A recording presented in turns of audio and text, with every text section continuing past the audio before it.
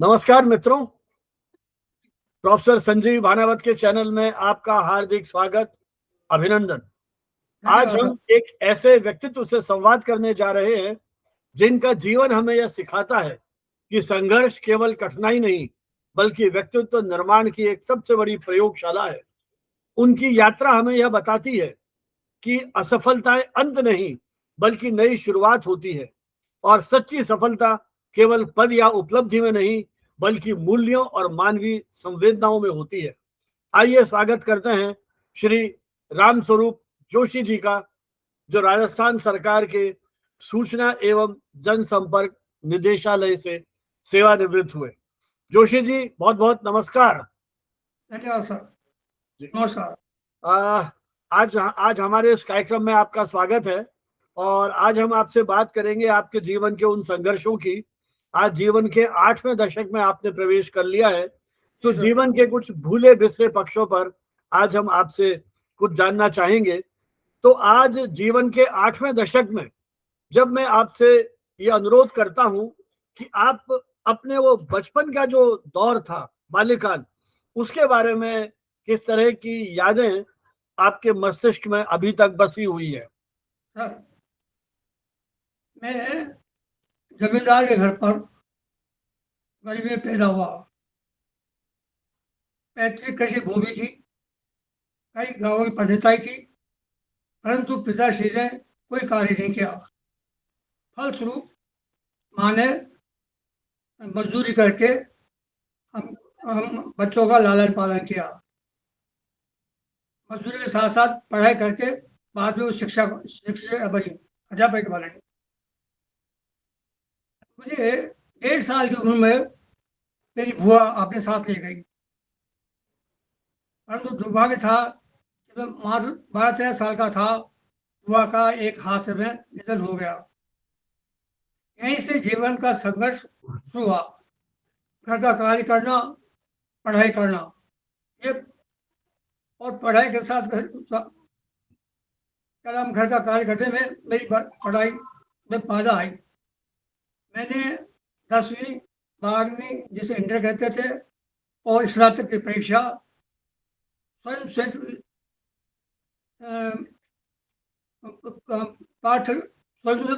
पाठ क्षेत्र के छात्र के रूप में इस तरह से परीक्षा दी और पढ़ाई में का एक ही लक्ष्य था, अपनी माँ और भाई बहनों का मदद करना। सर, तो आपकी जब पिताजी कोई काम नहीं करते थे, जीवन में इतना संघर्ष झेलना पड़ा, तो लगातार पढ़ाई करने की प्रेरणा किन से मिली आपको? क्या माताजी से मिली या आपकी संकल्प शक्ति वो रही जिसने आपको पढ़ने के लिए प्रेरित किया? सर, बचपन में से ही प्रेशर पढ़ना पड़ा। पढ़ाई के साथ साथ नौकरी करनी पड़ी। ट्यूशन करते हुए मैंने 10वीं पास करी। उसके बाद निजी और स्वयंसेवी संस्था में कार्य किया और अपनी पढ़ाई को जारी रख करके अपना लक्ष्य पाने का काम किया। परिश्रम ने ही मुझे मजबूत बनाया।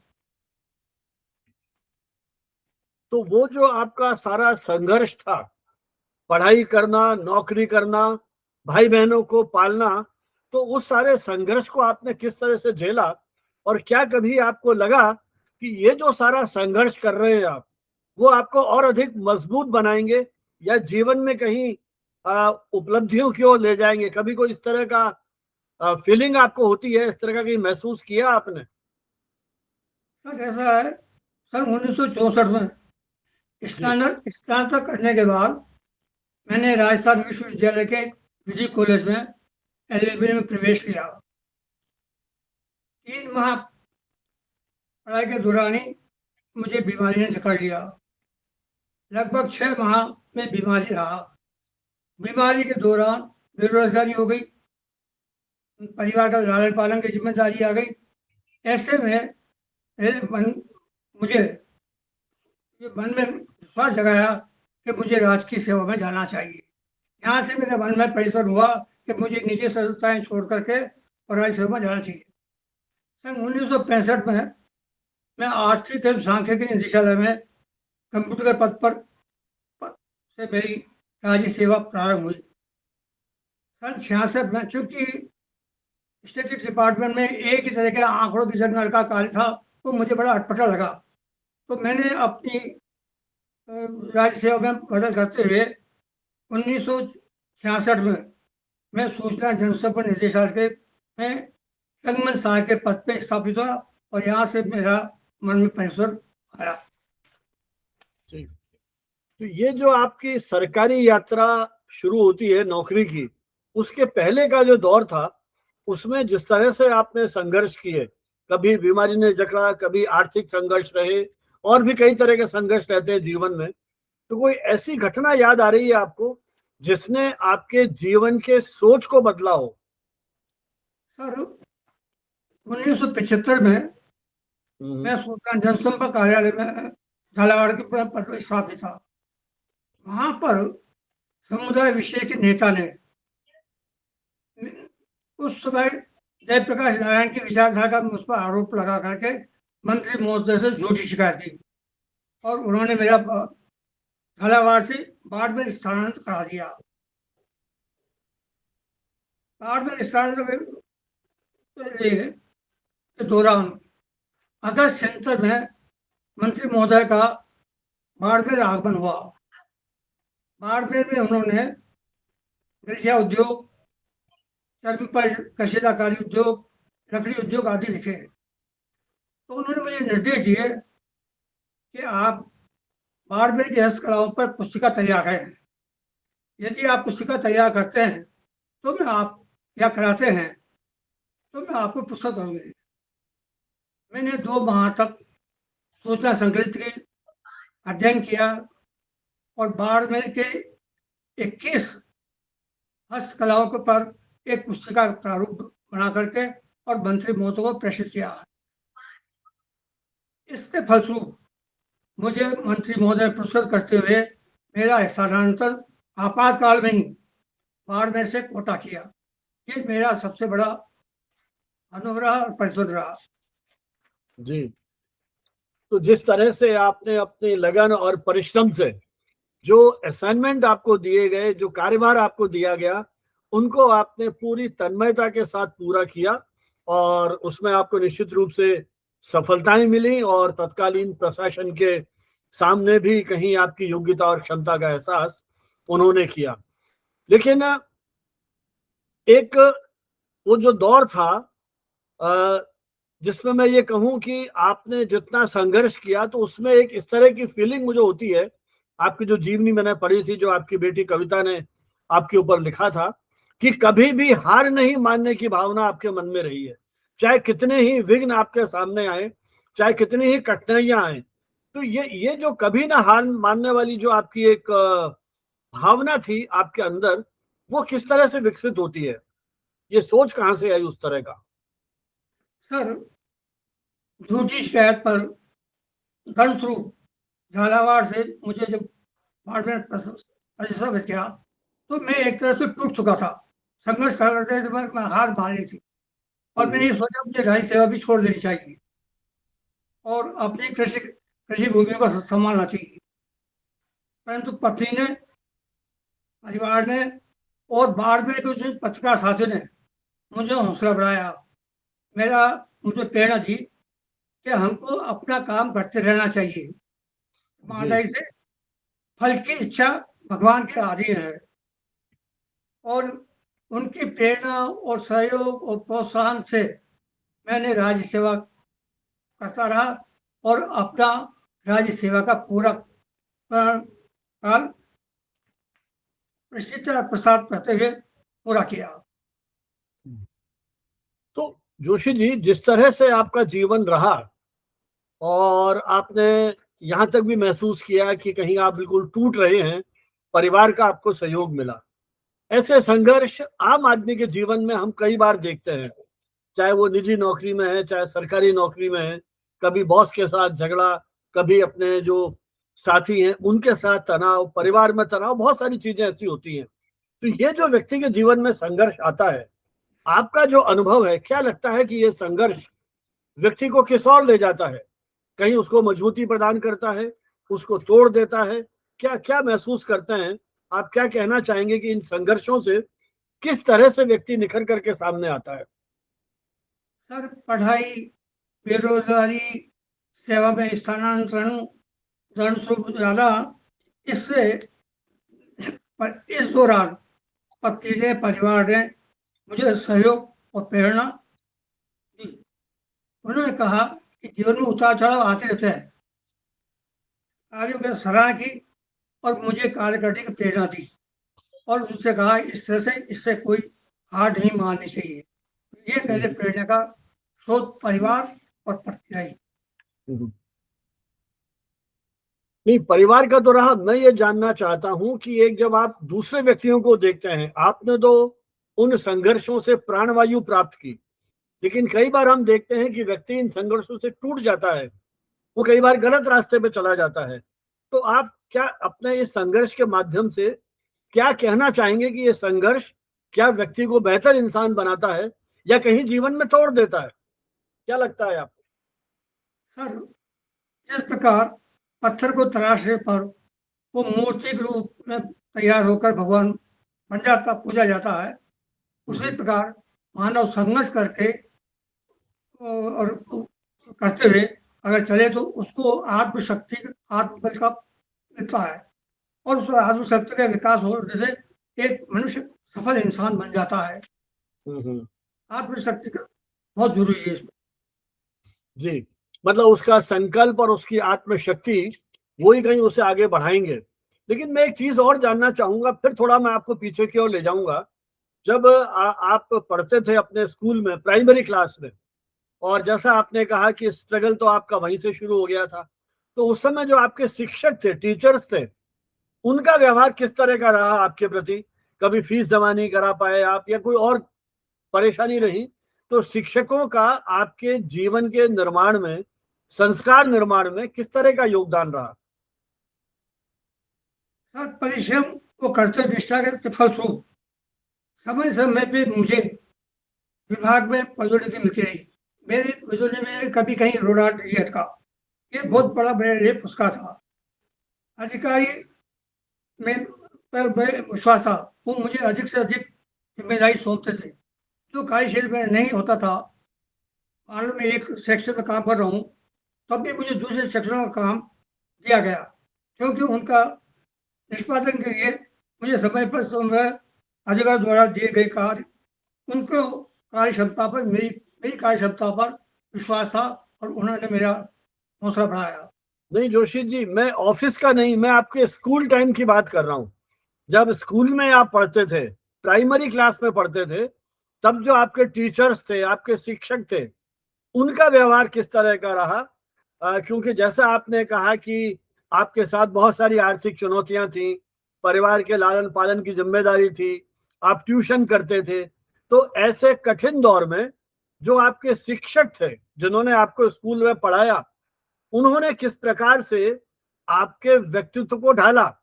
क्योंकि ये दौर है सन 60 के आसपास का, लेट 50s और अर्ली 60s की बात मैं कर रहा हूं। उस समय स्कूल में किस तरह का व्यवहार आपके मित्रों का और शिक्षकों का रहा? सर, जीवन में संघर्ष और ठोकरें खाई, इससे मुझे आत्मबल मिला। कार्य के दौरान मैंने इसको अपनाया।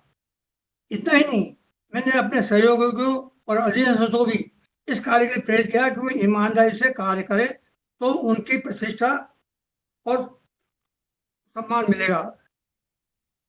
ये मेरा उदाहरण, मैंने हमेशा दूसरों को भी प्रेरित किया। जी।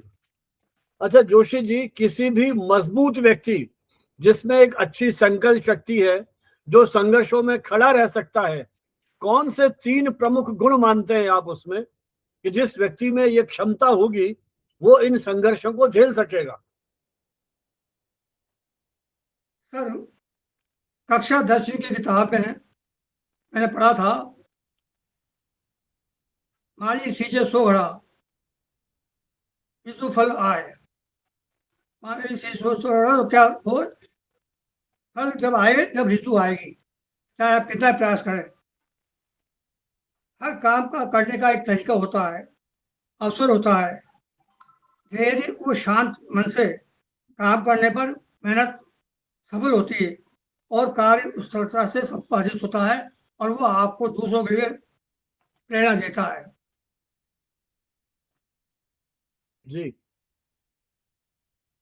अच्छा, जोशी जी ये बताएं, आपने जनसंपर्क सेवाओं को बड़ी बड़ी भांति निभाया, अधिकारियों ने जो काम दिए उनको आपने पूरी क्षमता के साथ निपटाया, लेकिन साथ साथ समाज सेवा के प्रति भी आप काफी सक्रिय रहे।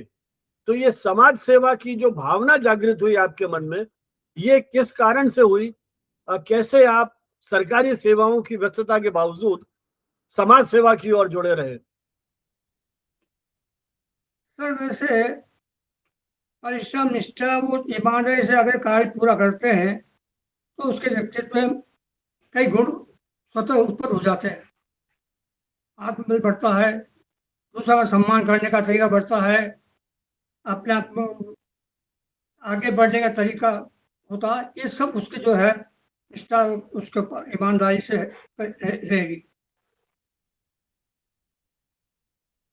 तो आपने समाज सेवा के कौन कौन से क्षेत्रों में काम किया? मूलतः किस रूप में आप जुड़े रहे? इसमें एक चीज और बता दूं मैं इसमें, माँ की ममता, पत्नी का सहयोग और परिश्रम और निष्ठा से काम करने में महत्वपूर्ण योगदान किया है। कभी गलत कार्य नहीं करने के लिए हमेशा परिवार वालों ने मुझे प्रेरित किया। इस अब आपका नेक्स्ट प्रश्न का जवाब देता हूँ। जी। सन 1981-84 के दौरान जब मैं कोटा में पदस्थापित था, तब सूचना संकलन और लेख तैयार करने की दृष्टि से मुझे समाज सेवा के कार्य देखने का अवसर मिला। कोटा में एक स्वयंसेवी संस्था थी जो लावारिस शिशु बालकों को और अनाथ बालकों को आश्रय देती थी, उन्हें शिक्षित करती थी और उन्हें आत्मनिर्भर बनाना। इसी प्रकार मैंने वहाँ एक शिशु गणित विषय के डॉक्टर को देखा जो घर पे उनके गरीब गरीब परिवार के बच्चे आते थे, उनसे उन्होंने कभी शुल्क नहीं लिया। यहाँ तक नहीं, उनको अपने पास से दवाएं भी दी। तो मैंने जब उनका ये देखा तो मुझे मन में भी ये आया। जी। इसी प्रकार कुछ रोटरी साथियों ने मुझे सूचना संग्रहण के माध्यम के लिए अपने समाज सेवा के कार्य दिखाने गए। यहाँ से मेरा हृदय में थोड़ा सा प्रेरित हुआ। इसका असर ये हुआ कि सन 1983 में मेरे मकान के पड़ोस में एक मकान की छत टूट गई और उसमें एक महिला घायल हो गई।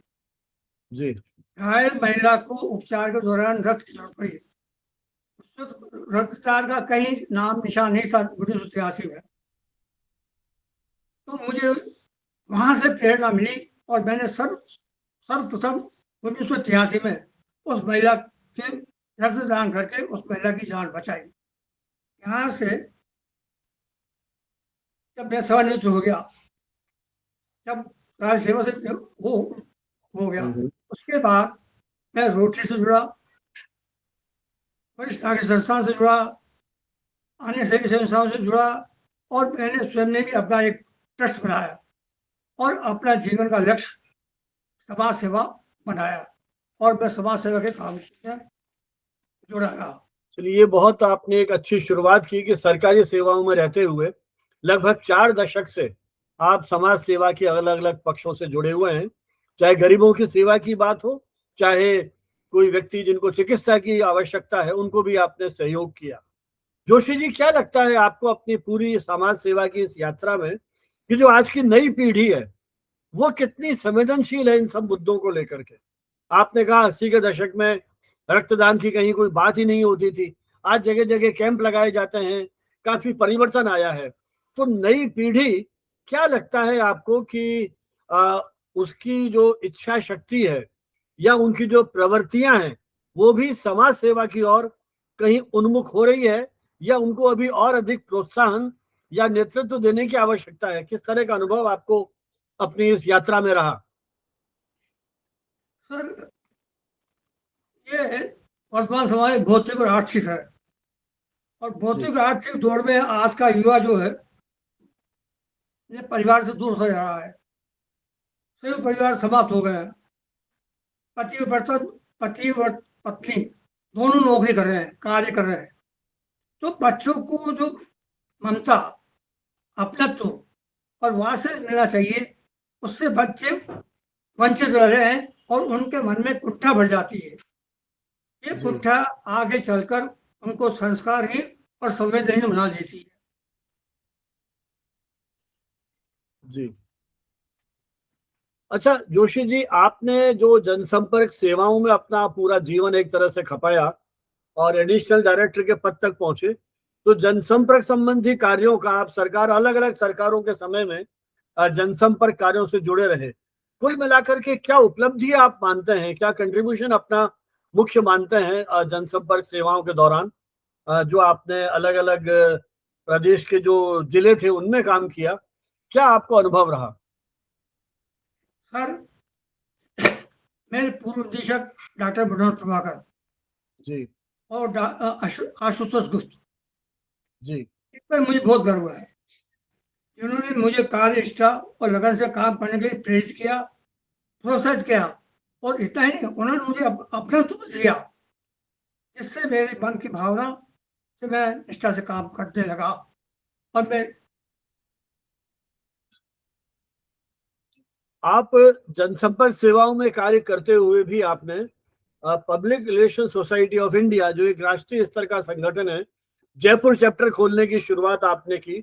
और जैसा मुझे ज्ञात है कि उस समय आप सूचना केंद्र में काम कर रहे थे और मैं आपके पास आकर के इसकी सदस्यता के लिए मिला था प्रभाकर जी के निर्देश पर। तो आपने उस तरह से एक जयपुर में public relation society of India का जयपुर चैप्टर शुरू किया था।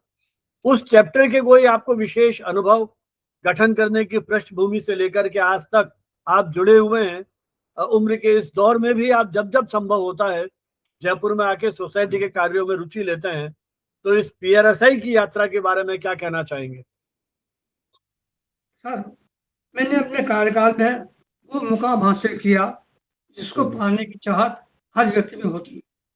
मतलब मुझे कभी ये आकांक्षा नहीं कि मुझे ये भी कर लेना चाहिए, वो भी कर लेना चाहिए, परंतु जिस मुकाम तक मैं पहुंचना था वो मैंने हासिल किया। और ये मेरे कार्यनिष्ठा और कर्तव्य और काम करने के से वो हुआ। जी नहीं, लेकिन मैंने पीआरएसआई के बारे में पूछा आपसे, उसके अनुभव, क्योंकि आप उसके फाउंडर सेक्रेटरी रहे और आपने संस्था की स्थापना में जयपुर चैप्टर की स्थापना में बहुत बड़ा योगदान रहा। आपके कार्यकाल में राष्ट्रीय सम्मेलन आयोजित किया गया और बहुत कुछ काम किया। तो उस यात्रा को आप किस रूप में देखते हैं? कुछ याद आ रहा हो तो बताएं। सर, जैसा मैंने कहा, केवल अर्थ प्राप्ति के लिए ही दौड़ते नहीं रहना चाहिए। कुछ समय अपने परिवार को भी देना चाहिए। परिवार में यदि आत्मीयता होगी और इस्लाम बना रहेगा, सेवा सहयोग की भावना होगी, हर व्यक्ति सेवा, समर्पण और सामंजस्य से काम करेगा, तो परिचय, तो घर अपने आप शांति और सुख का मंदिर बन जाएगा। दूसरों को सहयोग करें, अपने सनातन धर्म और संस्कार उन्हें भूलें। यदि आप राजकीय सेवा में हैं तो ईमानदारी, लग्न और निष्ठा से अपना काम करेंगे तो आपको प्रतिष्ठा भी मिलेगी और सम्मान भी मिलेगा। मेरा सब यही सब संदेश है। जी, क्या ये मैं आपने बिल्कुल सही कहा। मेरा सवाल दूसरा था। मेरा सवाल है public relation society of India, शायद आप पूरी तरह से सुन नहीं पा रहे हैं। जनसंपर्क संबंधी जो सोसाइटी है अपनी, पीआरएसआई, इसका जयपुर चैप्टर आपने स्थापित किया था। आप समझ पा रहे हैं मैं जो कहना चाहता हूं? पीआरएसआई का जयपुर चैप्टर आपने स्थापित किया, आप उसके संस्थापक सचिव थे और अभी भी आप सोसाइटी की गतिविधियों से यथा क्षमता जुड़े हुए हैं। कुछ कहना चाहेंगे पीआरएसआई की इस यात्रा के बारे में?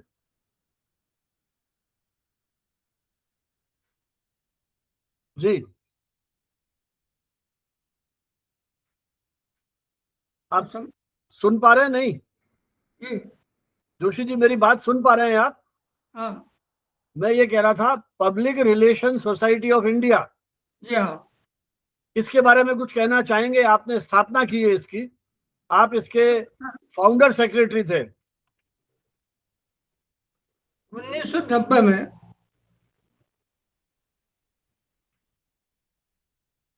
श्री KR सिंह जो जी नेशनल PRS सेक्रेटरी थे, उनके अध्यक्षता में public research society of Jaipur chapter का गठन हुआ।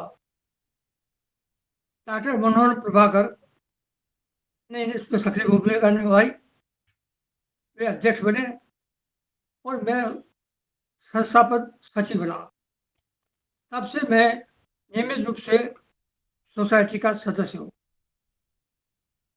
सन 1995 में पहली बार नेशनल कॉन्फ्रेंस भी जयपुर में आयोजित की, जिसमें देश के विभिन्न क्षेत्रों में जनसंपर्क और मीडिया का काम करने वाले और जनसंपर्क की एजुकेशन देने वाले लोग इससे जुड़े।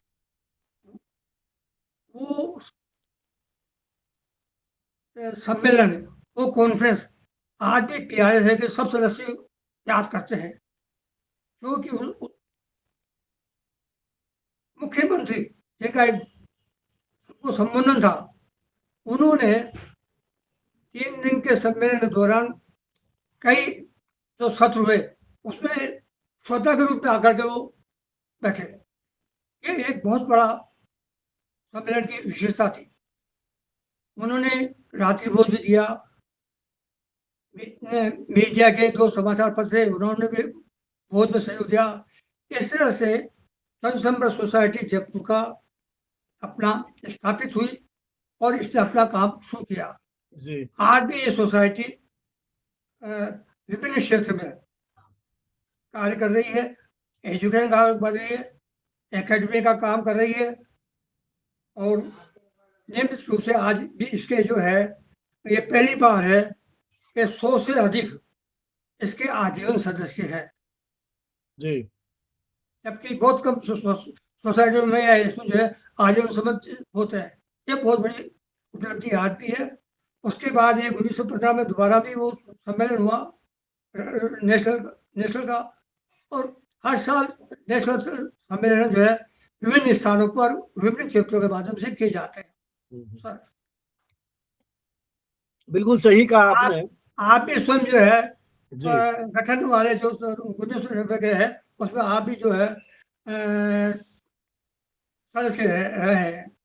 बिल्कुल, वो मुझे सदस्य रहे हैं। जोशी जी मुझे याद है उस समय आज आप, की सुबह की बात है कि आप जैसा व्यक्ति तब से हमारे साथ जुड़ा हुआ है सोसाइटी। मुझे याद है जब आप सूचना केंद्र के प्रभारी थे, उस समय मैं आपके पास सदस्यता फॉर्म लेने के लिए आया था और सोसाइटी से जुड़ा था। तो एक तरह से स्थापना काल से मैं भी जुड़ा रहा। और जिस कॉन्फ्रेंस की आपने बात की, उस समय मुख्यमंत्री थे माननीय भैरव सिंह जी शेखावत, और वे हमारे जो कॉन्फ्रेंस के सेशंस थे उसमें भी ऑडियंस में आकर के बैठे थे। और आज तक PRSI के जो नेशनल कन्वेंशन होती है उसमें इन घटनाओं को यदा कदा याद किया जाता है। और बिल्कुल रात्रि भोज पे उन्होंने बुलाया था, और वो तो क्षण जो है वो शायद हम जीवन काल में कभी भूलेंगे नहीं। इतना सम्मान, स्नेह और प्यार माननीय तत्कालीन मुख्यमंत्री भैरव सिंह जी शेखावत ने सभी सदस्यों को दिया था। तो ये सब आपके जो पौधा लगाया हुआ था आज वो इस तरह से फल फूल रहा है। तो जोशी जी कुछ रैपिड फायर क्वेश्चंस हैं, छोटे छोटे सवाल, छोटे छोटे उत्तर।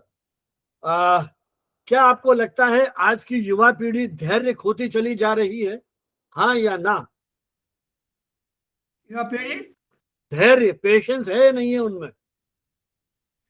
आज की युवा पीढ़ी में संस्कार संवेदनशीलता कम हो गई, क्योंकि उनको भागदौड़ में अब पहली बात तो यह है कि आज बच्चा 10वीं पास करने के बाद परिवार से दूर हो जाता है, जबकि वो इस लायक समझदार होता ही नहीं। 12-13 साल का बच्चा, एक किशोर अवस्था वाले बच्चे में इतनी समझ नहीं होती, परंतु वो कोचिंग के लिए चला जाता है, कोचिंग के बाद एजुकेशन के लिए बाहर चला जाता है, और उसके बाद वो नौकरीदार। तो जो कि घर से शुरू से दूर रहता है, उनको उतने आत्महत्या नहीं मिलती, उनको उससे इतना संस्कार नहीं मिलते। ये सब जो है आज सबसे जी। बड़ी कमी है। जो आवश्यक है, बच्चों को जहाँ तक हो सके बचपन से ही उनमें संस्कार डालने चाहिए, उनको अच्छी कहानियाँ सुनाना चाहिए और उनमें आत्मबल पैदा करना चाहिए, जिससे कि वो आगे जाकर सबको सहयोग कर सके। जी। जोशी जी, आपने जीवन के बहुत सारे पक्ष देखे हैं, बहुत सारा परिवर्तन आपने देखा है। क्या लगता है कि जीवन में क्या जरूरी है, ईमानदारी या स्मार्टनेस? देखिए ऐसा है, सत्य की चाहे जय से हो, सत्य भले ही कड़वा हो, परंतु विजय सत्य की होती है। इसलिए मनुष्य को अपनी निष्ठा और ईमानदारी नहीं छोड़ना चाहिए। जी। आज के ज़माने में अगर देखा जाए, हम कई सीरियल भी देखते हैं, आस-पास भी देखते हैं, तो आज हाई-फाई का ज़माना हो गया, दिखावा ज़्यादा है, असलियत छोड़ जाते हैं। तो इससे क्या होता है कि मनुष्य का मन बेईमानी की ओर झुक जाता है, भाग-दौड़, वो ऐसा कर दिया, उसने ऐसा बन गया, तो ये नहीं होना चाहिए। अगर जी। अगर आपको अपनी मेहनत पे विश्वास है, तो आप अपना लक्ष्य ज़रूर प्राप्त करेंगे, ईमानदारी से और सच्चाई से। अच्छा जोशी जी, आपके जीवन का टर्निंग पॉइंट कब आया? ये कोई ऐसा टर्निंग पॉइंट, जीवन में सबसे बड़ा बदलाव कब आया? जीवन में सबसे बड़ा बदलाव मेरा जो है, आपातकाल में जैसा मैंने बताया, जी। तब आया। एक तरह से मैं बिल्कुल टूट चुका था, मुझे ये सोचा कि दंड स्वरूप मुझे दंड दिया गया है। तब मेरा जीवन में बदलाव है कि मुझे कुछ न कुछ करना चाहिए और निजी क्षेत्र में जाना चाहिए। तो यहाँ फिर दोबारा मुझे प्रेरणा से, प्रेरित से, पत्रकारों के सहयोग से जी। मुझे कहा कि देखिए, जीवन में धैर्य रखिए, वो रखिए, तो आप सफल ज़रूर होंगे और जी। आप अपने जैसा ईमानदारी से काम करते रहे, ये करते रहे। ईश अच्छा। ईश्वर की इच्छा, ईश्वर का जी। सब जी। अच्छा करेगा। जी। यहाँ पे मुझे जीवन में कुछ पता सबसे है। अधिक प्रभाव, आपके जीवन में सबसे अधिक प्रभाव किस व्यक्ति का पड़ा आपके ऊपर? सर, मुझे जनसंपर्क सेवा में जैसे जो फील्ड का काम था, कवरेज करने जाते थे, मंत्रियों के भी करे, मिनिस्टरों के करे, मैंने उपराष्ट्रपति के भी किए, लंका के राष्ट्रपति आए, उनका भी कवरेज किया, भाग-दौड़ करता था। और इन सब कवरेज के बाद भी मुझे फील्ड का असली जो मुझे प्रोत्साहन मिला, उसमें डॉक्टर मनोहर प्रभाकर जी की बहुत बड़ी भूमिका रही है। जी। उन्होंने ये कहा कि ये क्षेत्र तो है ही आपका, इसके अलावा भी आपके पास अलग क्षेत्र हो रहे हैं, जनसंपर्क के रूप में। और यहाँ तक कि रिटायरमेंट के बाद प्रभाकर जी ने एक धारावाहिक लेख शुरू किया था, बूंद बूंद सागर। जी। उसका सारा कार्य मैंने संपादित कार्यक्रम शुरू। तो मेरे जीवन को सोशल बनाना, आगे बढ़ाना, लोगों से मिलना जुलना, ये जो चीज़ें हैं, ये सब प्रभाकर जी देन है। मैं उनको आज भी नहीं भूल सकता। भगवान उनकी आत्मा को शांति प्रदान करे। जी। अच्छा जोशी जी, आपके जीवन का सबसे कठिन निर्णय कौन सा रहा? सबसे कठिन निर्णय? सबसे कठिन जीवन में मेरा सब बचपन रहा।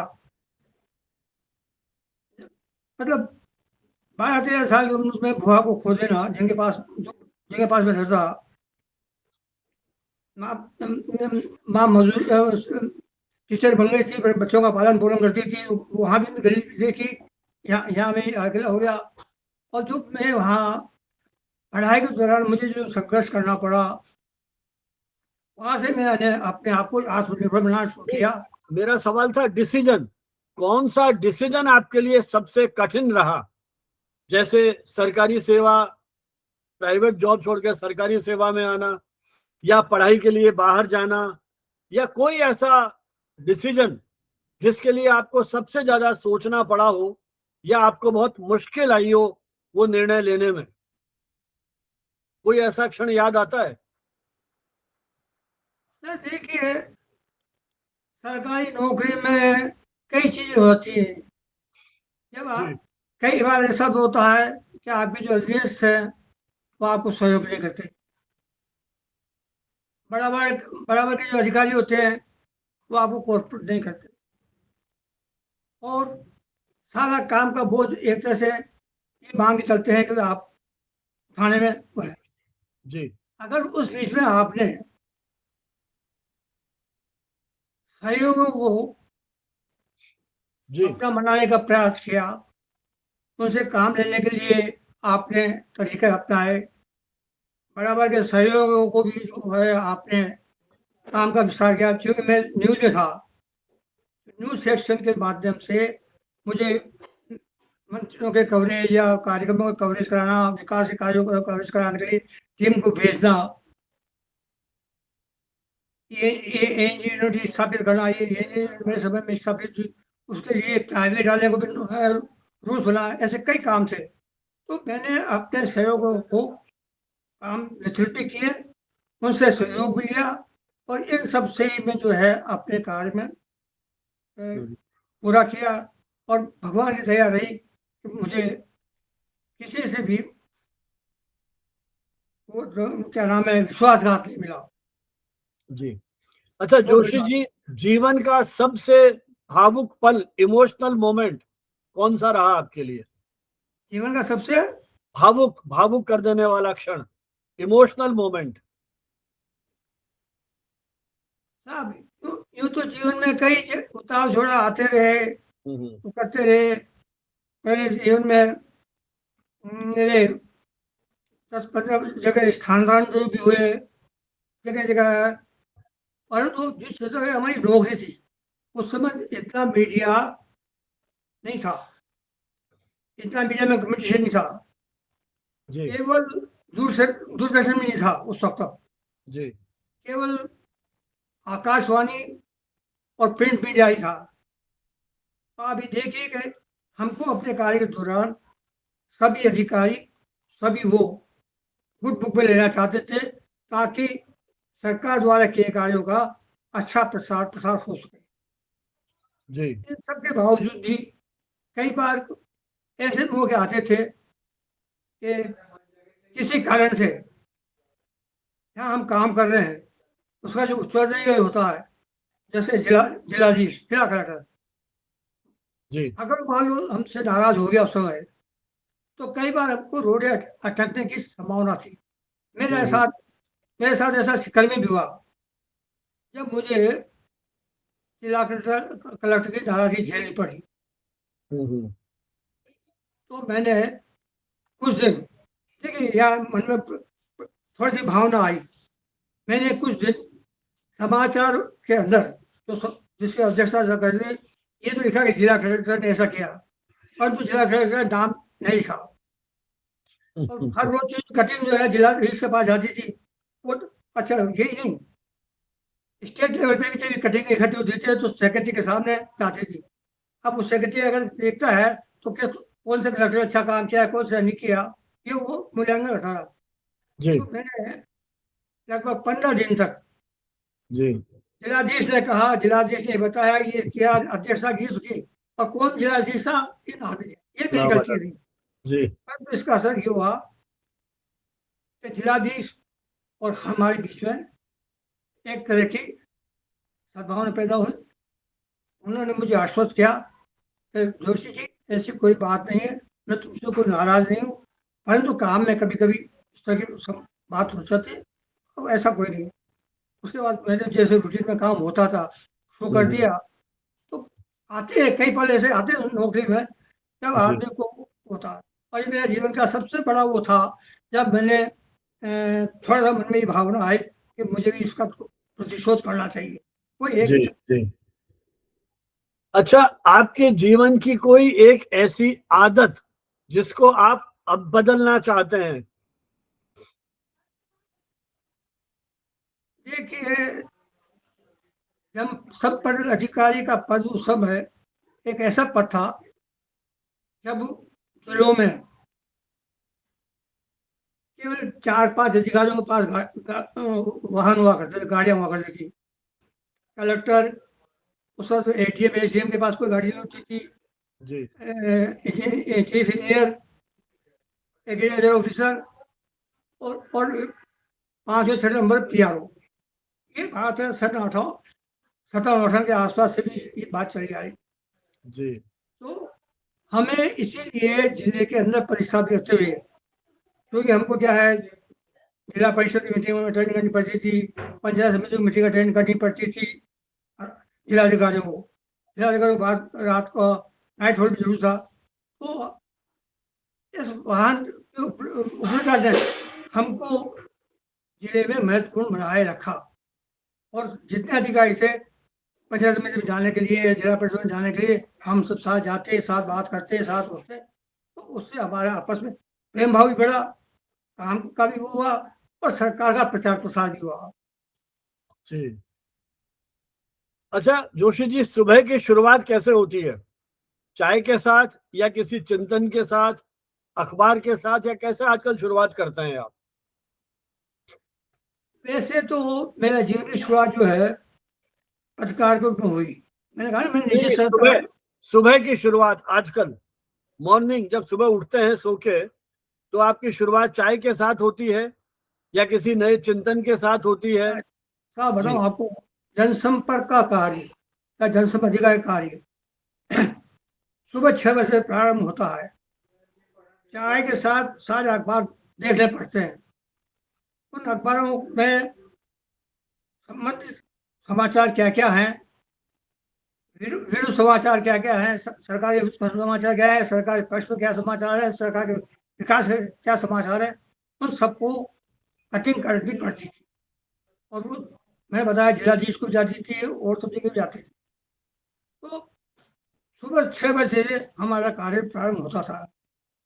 नहीं ये जोशी जी, मैं उस ये दौर एक की ऐसा बात में विभाग है। नहीं नहीं जोशी जी, मैं उस दौर की बात नहीं कर रहा हूं, मैं आज की बात कर रहा हूं। आज जोशी जी की सुबह कैसे शुरू होती है?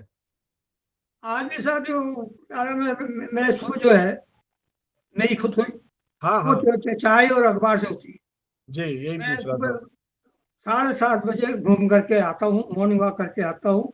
और सबसे पहले चाय या तो मैं चाय नहीं पीता, कॉफ़ी पी लेता हूँ। तो कॉफ़ी के साथ अखबार पढ़ता हूँ। और मैं 1 घंटे सुबह 7:30 से 8:30 तक नियमित रूप से अखबार का पढ़ता हूँ। उसके बाद दिन में न्यूज़ देखता हूँ। तो क्योंकि जिस विभाग से संबंधित रहा, खबरों वो रहा, तो आज भी मेरे अपने जो है ये है। और कोटा में भी जब तक मैं जी एक्टिव रहा, वो रहा, तो कोटा के पत्रकारों से मेरा अच्छा संबंध आज भी था, अब भी है। जी पर चूंकि अब मैंने फील्ड वर्क छोड़ दिया है शाही सत्ता के कारण, तो अब मैं खाली जो है न्यूज़ देखता हूँ और अखबार पढ़ता हूँ। ये आज भी मेरे पास आज भी कई पत्रिकाएं आती है, परंतु चूंकि अब आंखों को दबाव पड़ने लगा है, परंतु मैं अखबार बोलने का 7:30 से 8:30 नियमित रूप से पढ़ता हूँ और जी। नियमित रूप से न्यूज़ देखता हूँ। चलिए जोशी जी, अभी भी आप सक्रिय हैं, लेकिन आपसे बातचीत करके ये स्पष्ट होता है कि व्यक्तित्व जन्म से नहीं, संघर्षों से निखरता है। आपके जीवन की जो असली सफलता है, वो जो आपका सकारात्मक चिंतन है, जिस तरह से आपने लोगों के साथ सहयोग किया, ईमानदारी निष्ठा के साथ अपने कर्तव्यों का पालन किया, और परिवार के साथ जिस तरह से आपने एक संवाद संपर्क बनाए रखा, उम्मीद करते हैं कि जो हमारी नई पीढ़ी है वो आपको सुन करके कहीं ना कहीं प्रेरित होगी और इन्हीं संघर्षों से उन्हें प्राणवायु प्राप्त होगी और निरंतर वो आगे बढ़ते रहेंगे। हम शुभकामना प्रकट करते हैं कि आप इसी तरह से स्वस्थ रहें और दीर्घायु बने, और अपना लेखन और जो आप समाज सेवा में जिस तरह से जुड़े हुए हैं, ये कार्य आपके सुचारू रूप से चलते रहे। बहुत बहुत धन्यवाद, शुभकामनाएं। और दर्शकों से हमारा सा अनुरोध कि वे इस बातचीत को सुने। ये बातचीत कैसी लगी कमेंट बॉक्स में हमें कमेंट करके बताएं। एक बार फिर धन्यवाद। जय हिंद, जय आपका भारत। धन्यवाद। आप जैसे लोगों का आशीर्वाद, शुभकामनाएं और सहयोग मिलता थैंक यू सर। रहेगा तो ये जीवन की गाड़ी जी, चलती रहेगी। नहीं नहीं, बिल्कुल आगे चलती रहेगी इसी तरह से, और आपका आशीर्वाद स्नेह हम सबको ऐसा मिलता रहेगा। यही शुभकामनाएं। Thank you sir.